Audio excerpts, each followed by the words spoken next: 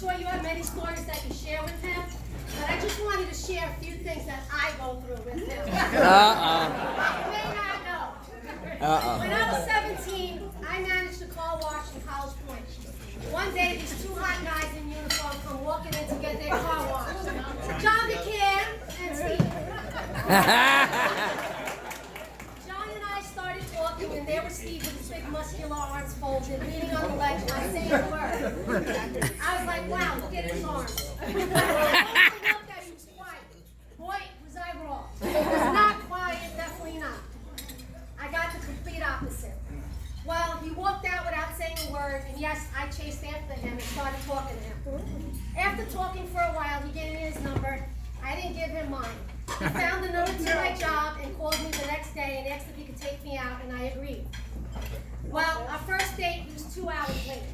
I learned that his 10 minutes is an hour. When he finally showed up, he was all dressed up and looked great. We went to this bar on Northern Boulevard in Flushing.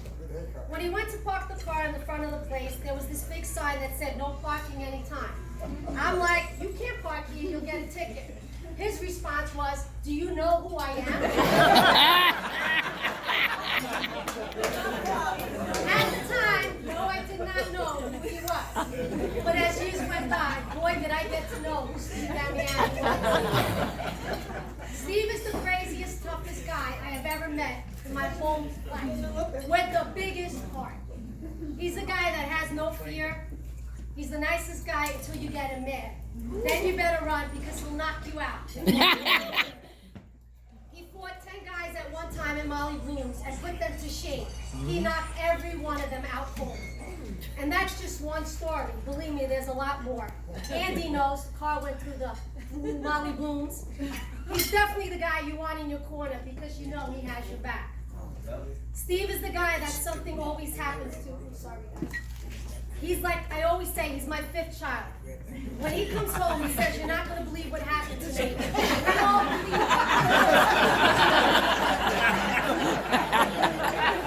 it. He's the guy who puts on a new pair of jeans to put up Christmas lights on the roof, comes in a half an hour later with a big rip in his pants saying, "I almost killed myself."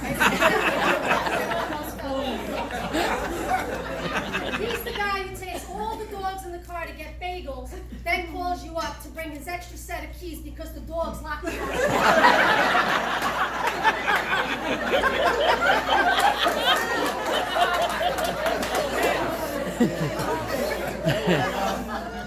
He's the guy whose dog falls out of his car window because he made a sharp turn.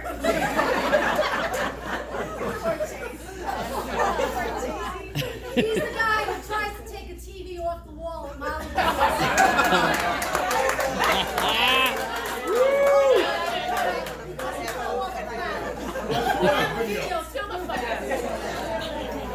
He's the guy whose car gets stolen out of the police. I don't make this up. This is true. He's the guy who puts gasoline in the garbage pail near our house because it had bugs.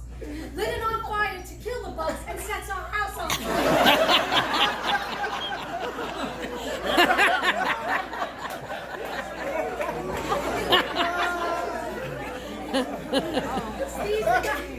Steve's the guy who comes home with 20 little holes in his head bleeding. And when I asked what happened, he said there was a fight at the bar and these women kept hitting me on the head. Like that high heel shoes.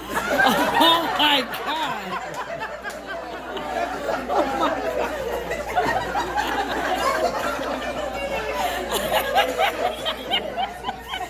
He's the guy who picks up his boss's brand new Grand Wagoneer out of the showroom and gets into not one but 2 car accidents on the same day. I think his boss was in the car because I doubt he would have believed it. We believe it because it's Steve. Steve's the guy who loves to go paddleboarding and skateboarding on the beach. One day he went skateboarding on the beach in Florida. Grandma knows. After a half hour, he came back with his whole butt and leg all black and blue. Of course, I was afraid to ask, but I asked, "What happened?" He said, "I crashed." I said, "How do you crash on the beach? There's no buildings." He says, "I was doing about 40 miles per hour and his stick got stuck." What?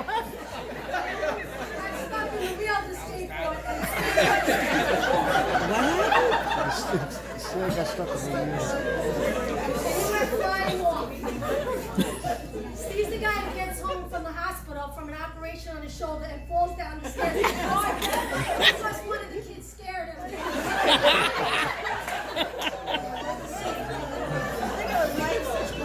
Oh my God. Steve's the guy who comes back from the beach while we're on a family vacation saying, I don't know why everyone's staring at me and calling me Rambo. I'm going to beat someone up, I swear to God. I look at him and say, well, maybe it's because your wiener's sticking out of your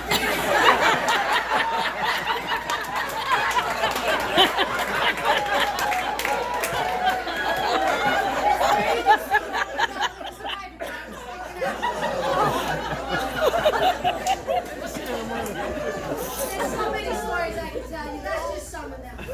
But now I want to tell you the other side of Steve. Aw. Steve's the guy when we first dated would find my car while I was in class in Queens College and put tickets on my windshield, put a little note on it with a rose. So when I got to class, I would see it. I would go with John McCann. Steve's the guy when friends and neighbors call him and say, I need you. He says, I'll be right there. He's the guy who worked 3 jobs when the kids were little, so I could stay home and raise them. He's the guy who had worked all night, had 2 hours of sleep, and still went to every sports game the kids had because he would never miss a game. Not only did he go, but he was the coach for all 4 of his kids. He's the guy who went to every store that sold my favorite perfume that was discontinued and bought every one he could find so that I had it. He's the guy who buys me flowers every week, not because I'm mad at him, but because he wants me to smile.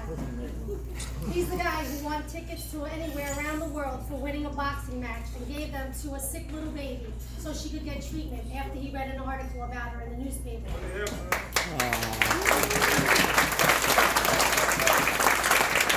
He's the guy who trains kids boxing and helps turn their lives around. When he sees their accomplishments, that's his reward.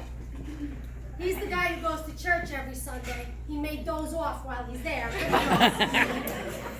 the guy who gives his last $10 in his pocket to a homeless person. He'd rather himself be without than that person. He always puts others before himself and never ever expects anything in return. He's the guy when someone that he knows passes away, makes sure that he goes to that wake to pay his respects and says his last goodbye. Steve's the guy who can't wait for Christmas, not to get presents himself, but to give you the presents he got. When I'm sick with the kids, he takes care of us and makes sure we're okay. If we need medicine or food, no matter what time it is or how tired he is, he will go out and get it. He's the guy who will go in every one of his kids' rooms to say goodnight to them every single night. He's the guy who hates to go shopping, but drives me to the mall and lets me shop for hours while he sits in the car and waits for me so I don't go alone. He's the guy who went to the hospital almost every day for 4 months to see my dad when he had a stroke. I was working in the day teaching and couldn't go, and I was worried about him being alone. So he went to the hospital to make me feel better, knowing that he had checked on him and that my dad was okay. Steve's the guy when his dad got sick, was on the next flight to Florida to see him. Steve's the guy who goes to the gym for 3 hours or more to work out and never gets tired. I call him a bull. He's the guy who works 60, 70, and sometimes 80 hours a week just so his family could have everything.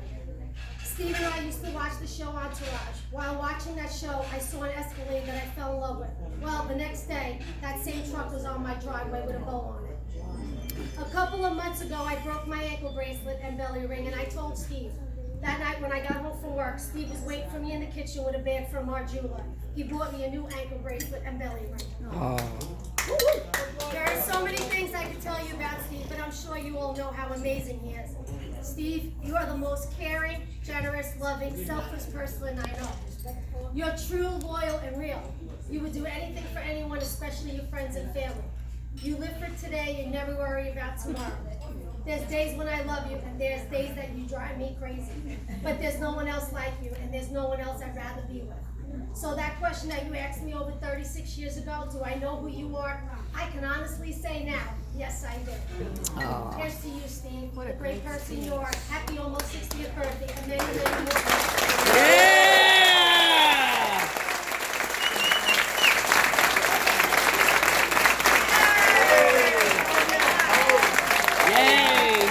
birthday. We love you, Steve. We love you so much. She helped me with all these sets of pieces. She bought the lollipops, made them do all this. She was nice. Where's Terry?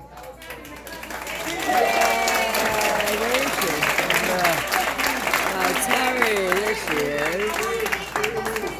My sister Janice, my daughter Tiffany for helping me decorate, and my son Stephen for putting over 800 pictures on the board. Wow. Michael for taking him out. Wait, I'm not finished. There's 2 more people that I want to thank. When I called everyone up to invite them here today, every single person said, for Steve, I'll be there. They say friends become family. How true that is. This one particular couple, when I called them and told them about the party, they said, that's a great idea. We want to do the party with you as a gift to Steve. They couldn't stop talking about how much they love Steve and how great he was, how much he did for them and consider him not a friend but a brother. For 2 months, we've been fighting back and forth because I told him I wasn't taking their money. He even told me he would burn every dollar if I gave it back to him. Well, they came and put the deposit on for this party and paid for half this party, and that's Mike and Dawn.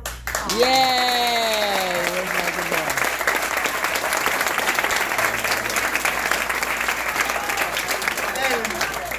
That's the only one that can get me here. Oh, he did. He got you here. I want to thank everybody for coming. That was some speech that I cannot beat that speech. That was amazing. Oh. Thank you, everybody, from the bottom of my heart. Yay, Steve!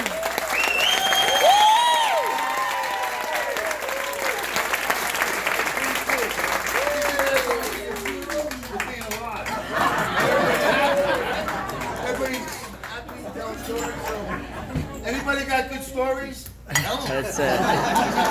You got him. Yay. You done with your macaroni? Yeah, you done with that? Yeah. Everybody's got stories.